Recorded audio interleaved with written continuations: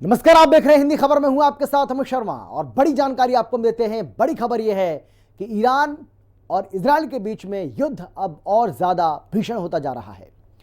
एक बड़ा बयान भी सामने आ गया है और हैक्सेथ का एक बड़ा बयान आया है जिसमें उन्होंने कहा कि हमने ईरान का परमाणु कार्यक्रम नष्ट कर दिया है। यह बहुत बड़ी जानकारी आपको हम दे रहे हैं। अमेरिकी रक्षा मंत्री पीट हैक्सेथ का यह बहुत बड़ा बयान जिसमें उन्होंने कहा कि हमने ईरान का परमाणु कार्यक्रम नष्ट कर दिया। ट्रंप के आदेश पर यह हमला हुआ। पीट हैक्सेथ ने यह बात कही है। तो अमेरिका की एंट्री के बाद अब यह युद्ध और ज्यादा खतरनाक मोड़ पर पहुंचता जा रहा है और अब वर्ल्ड वॉर का खतरा भी बढ़ता हुआ नजर आ रहा है, क्योंकि दूसरी तरफ चीन की ओर से भी चेतावनी दे दी गई है अमेरिका को और कहा गया है कि अमेरिका इस युद्ध से अपने आप को दूर रखे। तो परमाणु युद्ध का खतरा लगातार गहराता जा रहा है। ईरान को एटमी हथियार देने की तैयारी हो रही है। कुछ देश एटमी हथियार देंगे। दिमित्री मेदवेदेव का यह बहुत बड़ा दावा। ये एक और बड़ी जानकारी आपको हम दे रहे हैं। इस वक्त की बड़ी खबर आपको हम बता रहे हैं। ईरान को एटमी हथियार देने की तैयारी भी चल रही है। कहा जा रहा है कि कुछ देश एटमी हथियार देंगे। दिमित्री मेदवेदेव का यह बहुत बड़ा दावा। तो परमाणु युद्ध का खतरा अब लगातार गहराता हुआ नजर आ रहा है। ईरान को एटमी हथियार देने की तैयारी हो रही है। कुछ देश एटमी हथियार दे सकते हैं ईरान को। तो ईरान और इजराइल की जंग में अमेरिका की एंट्री हो गई है और अमेरिका की एंट्री के साथ ही पूरे मिडिल ईस्ट में जंग फैलने की संभावना बढ़ गई है। ईरान ने अमेरिका को धमकी दी है और यमन के हूती विद्रोहियों ने भी अमेरिका के वॉरशिप को निशाना बनाने की चेतावनी दी है। यह हमला ऐसे इलाकों में हो सकता है जहां से दुनिया का सारा व्यापार गुजरता है। फारस की खाड़ी से होते हुए स्ट्रेट ऑफ हार्मूज, ओमान की खाड़ी और फिर अरब सागर तक यहां एनर्जी ट्रेड की लाइफलाइन है। मेडिटेरियन सी से स्वेज कैनाल और फिर रेड सी के साथ ही अदन की खाड़ी से होते हुए अरब सागर तक यह दूसरा इंटरनेशनल शिपिंग रूट है जो अब गदर मचने वाला है। और अब इन्हीं दोनों शिप रूट पर होने वाला है। फारस की खाड़ी की तरफ ईरान है जो स्ट्रेट ऑफ हार्मूज को चौक करने की धमकी दे चुका है और रेड सी की तरफ यमन का हूती। ऐसा हुआ तो इसका असर तेल की कीमतों में हो सकता है और कीमतों में उछाल के बाद महंगाई और अर्थव्यवस्था पर गहरी चोट दिख सकती है।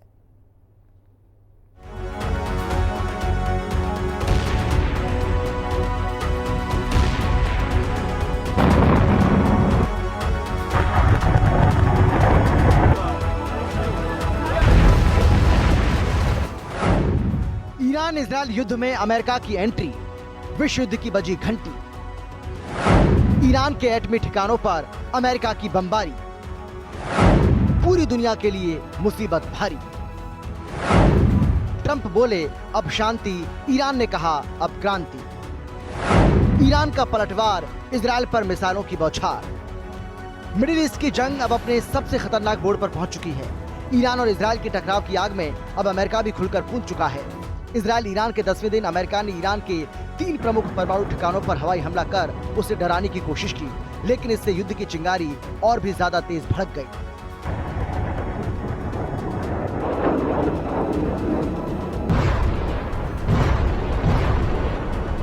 अमेरिकी हमले के कुछ ही घंटे के बाद ईरान ने इजराइल पर सीधे सैन्य कार्रवाई करते हुए 40 बैलिस्टिक मिसाइलें दाग दी, जिससे इजराइल में तबाही का मंजर दिखाई देने लगा। उसके बाद कभी इजराइल मिसाइल दाग रहा है तो कभी ईरान पलटवार करते हुए तेल अवीव को निशाना बना रहा है, जिससे पूरे मिडिल ईस्ट में खौफ का आलम है। और अमेरिका की एंट्री के बाद अब तीसरे विश्व युद्ध का खतरा भी मंडराने लगा है, क्योंकि ट्रंप ने हमले के बाद शांति की अपील की, लेकिन ईरान ने क्रांति का ऐलान कर दिया। और ईरान के विदेश मंत्री अब्बास अराकची ने ये कहा कि अमेरिका के हमले के बाद अब डिप्लोमेसी का कोई मतलब नहीं है।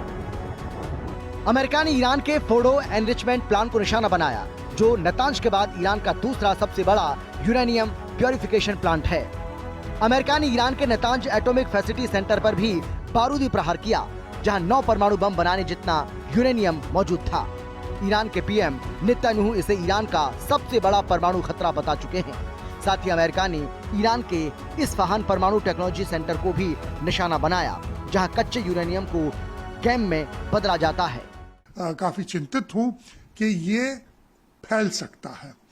फैल क्यों सकता है? क्योंकि रशिया ने सीधी बात कहा है, पुतिन ने कहा है कि अगर अमेरिका इसमें जुड़ जाता है तो हमें ईरान को सहायता करना होगा। चीन भी ईरान का सहायता करेगा, नॉर्थ कोरिया भी ईरान का सहायता करेगा। जो गल्फ के देश हैं वो अभी ऐसा है कि वो वैसे तो नहीं चाहते कि ईरान के पास न्यूक्लियर बॉम्ब हो, लेकिन वो ये भी नहीं चाहते कि अमेरिका और इजराइल अंदर आकर दखल अंदाजी करे। तो ये बहुत ज्यादा फैल सकता है, फिर होर्मुज बंद हो सकता है, उससे और दिक्कत आ सकती है। और फिर यूरोप में भी कुछ डिविजन्स हैं कि कहाँ तक क्या लोग क्या करेंगे। इसलिए मुझे ये एस्केलेशन लैडर के ऊपर जा रहा, और पाकिस्तान जो है, जो उसको तो जो जहां वो करे, कभी ईरान के साथ है, कभी अमेरिका के साथ है, किसके साथ है उसे खुद पता नहीं। जो पैसे देगा वो इसी के साथ है। ईरान पर अमेरिकी बमबारी के बाद अमेरिका की ओर से दावा किया गया कि उसने ईरान के इन तीनों ही न्यूक्लियर साइट्स को तबाह और बर्बाद कर दिया। ईरान के 3 परमाणु ठिकानों पर बारूदी बारिश करने के 3 घंटे के बाद ट्रंप ने देश को संबोधित करते हुए बताया कि अमेरिका ने ईरान की अहम न्यूक्लियर साइट्स को पूरी तरह से तबाह कर दिया। फोड़ों पर बमों की एक पूरी खेप गिरा दी गई। कई रिपोर्ट में इस बात का भी दावा किया गया कि वहां से परमाणु रिसाव होने लगा है। हालांकि ईरान ने कहा कि अमेरिकी हमले में उसके न्यूक्लियर साइट्स को नुकसान नहीं पहुंचा। वहीं ईरान के मेहर न्यूज एजेंसी के हवाले से इस बात का दावा किया गया कि अमेरिकी हमले से पहले ही उसने फोर्डो न्यूक्लियर फैसिलिटी में मौजूद ज्यादातर यूरेनियम को किसी और जगह पर शिफ्ट कर दिया था और ईरान सरकार ने इजराइल के साथ बढ़ते तनाव को देखते हुए ये कदम उठाया। हालांकि ये नहीं बताया गया कि यूरेनियम को कहां ले जाया गया है। इस बीच अमेरिकी राष्ट्रपति डोनाल्ड ट्रंप ने ईरान को धमकी देते हुए कहा कि अब ईरान को शांति कायम करनी चाहिए। अगर वो ऐसा नहीं करता तो उस पर और बड़े हमले किए जाएंगे। Everybody heard those names for years as they built this horribly destructive enterprise. Our objective was the destruction of Iran's nuclear enrichment capacity and a stop to the nuclear threat posed by the world's #1 state sponsor of terror. Tonight I can report to the world that the strikes were a spectacular military success. Iran's key nuclear enrichment facilities have been completely and totally obliterated. Iran, the bully of the Middle East, must now make peace. If they do not, future attacks will be far greater and a lot easier. For 40 years, Iran has been saying death to America, death to Israel.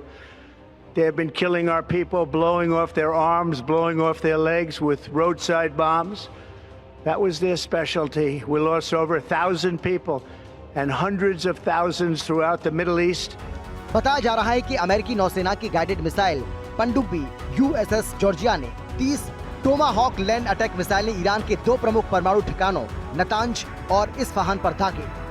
USS Georgia एक Ohio class guided missile पनडुब्बी है जिसे अमेरिकी नौसेना ने सटीक और लंबी दूरी के हमलों के लिए डिजाइन किया है।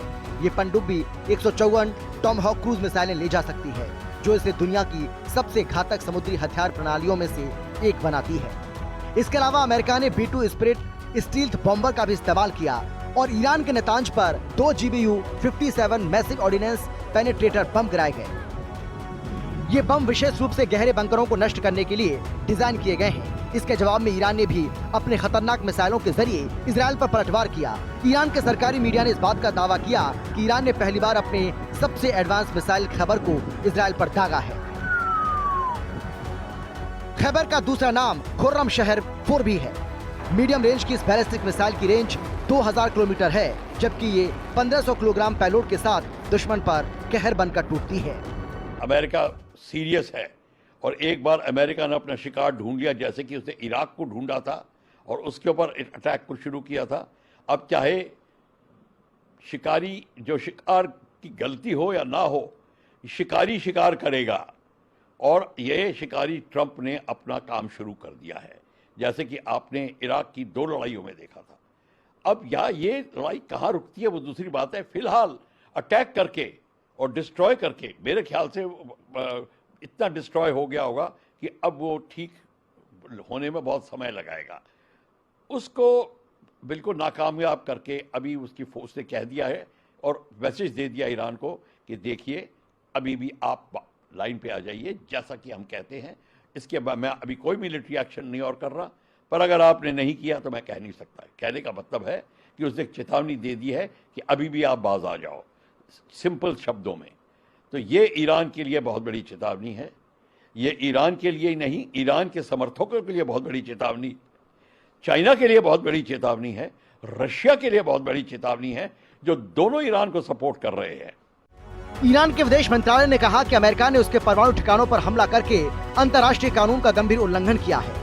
हमला उस समय हुआ जब कूटनीतिक बातचीत चल रही थी। ईरान ने अमेरिका पर आरोप लगाया कि वो इजरायल जैसे आक्रामक देश का साथ देकर एक खतरनाक जंग की शुरुआत कर रहा है। ईरान ने साफ कहा कि वो अपने देश की सुरक्षा और हितों की रक्षा के लिए पूरी ताकत से जवाब देगा। वहां पर ये भी कह रहा है, ईरान भी कह रहा है, कह रहे हैं कि देखिए कोई रेडियो एक्टिविटी मतलब निकला नहीं है, फॉल आउट नहीं हुआ। अगर रेडियो एक्टिविटी फॉल आउट नहीं हुआ है तो क्या हुआ रेडियो एक्टिविटी? वो तो वहां पर एनरिच यूरेनियम 60%, 60% तक उन्होंने कर दिया था, तो उसका क्या हुआ? वो तो ऊपर ही जाएगा। यानी कि जितना भी मटेरियल था वो उन्होंने हटा दिया है। अभी वहां पर क्या है? वहां पर उनका इंफ्रास्ट्रक्चर है। हाँ, इंफ्रास्ट्रक्चर आप उड़ा दीजिए तो क्या ये पूरा मटेरियल गायब होगा? नहीं। और मेरा ये मानना है, मैं गलत भी हो सकता हूं, कि पहले भी ईरान ने एक बार 90% तक उन्होंने एनहांस किया था यूरेनियम। तो क्या ईरान के पास कुछ प्रोटोटाइप डिवाइसेस हैं, न्यूक्लियर डिवाइसेस? हो सकता है। और अगर उनके पास एक भी डिवाइस है तो आप सोच ही सकते हैं कि ये एकदम कैटास्ट्रॉफिक होगा, एकदम भयंकर होगा। तो हमें इसको अपने ध्यान में रखना चाहिए कि अगर ईरान के पास ऐसा है, उन्होंने छिपा के रखा है, तो क्या होगा। और ईरानियन झुकने वाले तो हैं नहीं। और ईरान के इस ऐलान के बाद न्यूयॉर्क और वॉशिंगटन डीसी समेत अमेरिका के कई बड़े शहरों की सुरक्षा बढ़ा दी गई। न्यूयॉर्क पुलिस विभाग NIPD ने कहा कि वो ईरान की स्थिति पर नजर रख रहे हैं। इसी तरह वॉशिंगटन डीसी को मेट्रोपॉलिटन पुलिस ने भी कहा है कि वो हालात पर करीबी नजर रख रहे हैं और सुरक्षा एजेंसियों के साथ मिलकर खुफिया जानकारी साझा कर रहे हैं। पुलिस ने कहा कि उन्हें फिलहाल शहर के लिए कोई सीधा खतरा नहीं दिख रहा है, लेकिन फिर भी उन्होंने धार्मिक स्थलों पर सुरक्षा बढ़ा दी है। ऐसे में दोनों ही राष्ट्र चूंकि भारत के मित्र राष्ट्र हैं और अब अमेरिका भी चूंकि इसमें एंट्री कर चुका है, अमेरिका भी भारत का एक मित्र राष्ट्र है, तो ऐसे में भारत की सलाह यही होगी कि ये जो पक्ष हैं वो रेस्ट्रेंट बरतें, डी एस्केलेशन के लिए कार्य करें और इस पूरी सिचुएशन में जाहिर है कि एक शांति को स्थापित करने की आवश्यकता है। तो भारत का जो अप्रोच है बहुत ही कंसिस्टेंट है और क्लियर है कि भारत शांति के साथ खड़ा है, संवाद के साथ खड़ा है और भारत इन्हीं इस तरीके की अपील के साथ ही इन दोनों राष्ट्रों के साथ और अब अमेरिका के साथ भी इसी तरीके की बात निसंदेह रखेगा कि वहाँ पर डी एस्केलेशन होना चाहिए, कोई फर्दर इसका एस्केलेशन अब न हो, ये आज के समय की आवश्यकता है।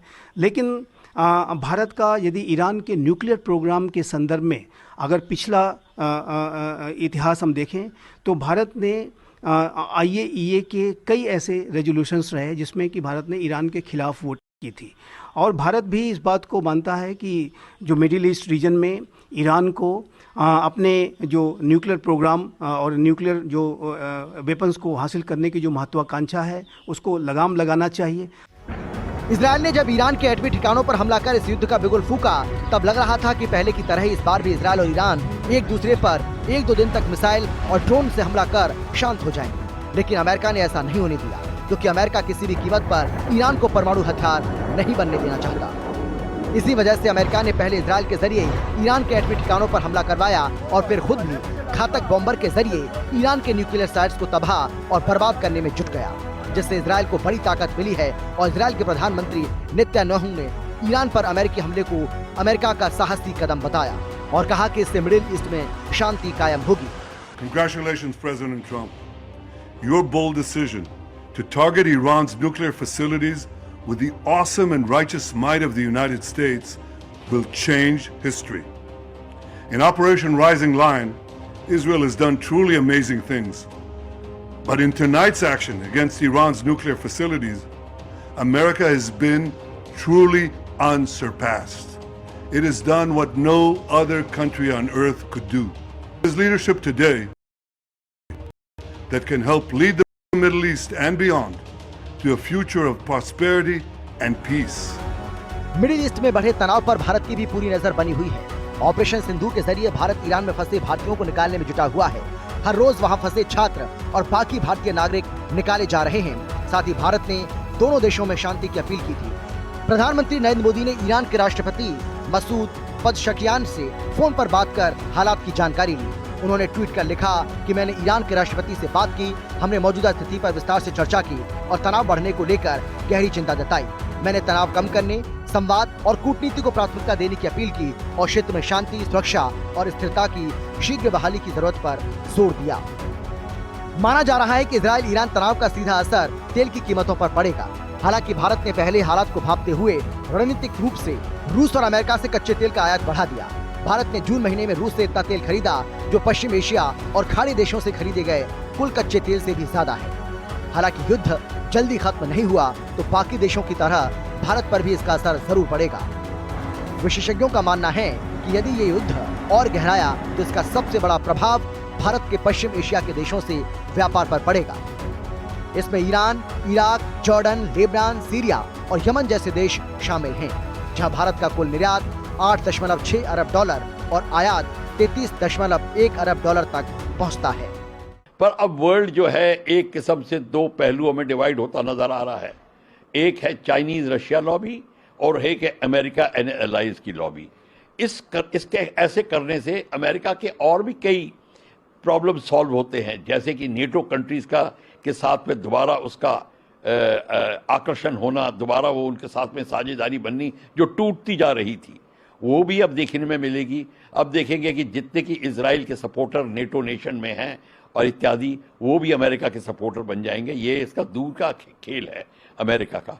पर इस सब को लेकर भी एक दूसरा पहलू मैं ये बताना चाहता हूं कि जिनीवा कन्वेंशन के तहत एक न्यूक्लियर पावर प्लांट, एक डैम और जो डाइक्स होती हैं जो कि नेदरलैंड में समुद्र को रोकने के लिए दीवार बनाई जाती है, उनके ऊपर अटैक करना प्रबंधित है। मतलब उसके ऊपर अटैक नहीं कर सकते, टोटली बैंड है। उसको डेंजरस फोर्सेस कहते हैं। तो बशर्ते कि वो न्यूक्लियर पावर प्लांट लड़ाई में ना इस्तेमाल हो, मतलब कि उसमें वहां से कोई वेपन्स नहीं लॉन्च हो रहे। लड़ाई हो रही है पर अगर उस न्यूक्लियर पावर प्लांट के ऊपर कोई वेपन्स नहीं लगाए गए हैं तब उसको अटैक नहीं करना। अमेरिका स्थित human rights activist news agency के अनुसार ईरान में 13 जून से अब तक 657 लोगों की मौत हुई और 2000 से ज्यादा लोग घायल हुए। हालांकि ईरान के स्वास्थ्य मंत्रालय ने सिर्फ 430 नागरिकों के मारे जाने और 3500 लोगों के घायल होने की पुष्टि की है। वहीं इजराइल में 21 जून तक 24 लोग मारे गए हैं, जबकि 900 से ज्यादा लोग घायल हुए हैं। लेकिन कहा जा रहा है कि अमेरिकी हमले के बाद ये युद्ध अब महाविनाश की ओर बढ़ने लगा है। चीन ने ईरान पर अमेरिका के इस एक्शन की निंदा की है। साथ ही चीन ने चेतावनी दी है कि अमेरिका पिछली रणनीतिक गलतियों को दोहरा सकता है। 2003 के इराक युद्ध का जिक्र करते हुए बयान में कहा गया कि इतिहास ने बार बार दिखाया है कि मिडिल ईस्ट में सैन्य हस्तक्षेप अक्सर खतरनाक नतीजे सामने लाता है। साथ ही चीन ने कहा कि मिडिल ईस्ट में शांति बनाए रखने के लिए सैन्य एक्शन से ज्यादा बेहतर कूटनीति और बातचीत जरूरी है।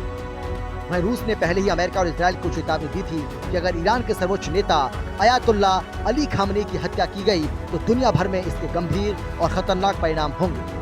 और माना जा रहा है कि रूस और चीन कूटनीतिक तरीके से और हथियार भेजकर ईरान का समर्थन कर सकते हैं, जिससे ये युद्ध धीरे धीरे विकराल रूप ले सकता है और तीसरे विश्व युद्ध का अलार्म बजने लगा है। हिंदी खबर की स्पेशल रिपोर्ट।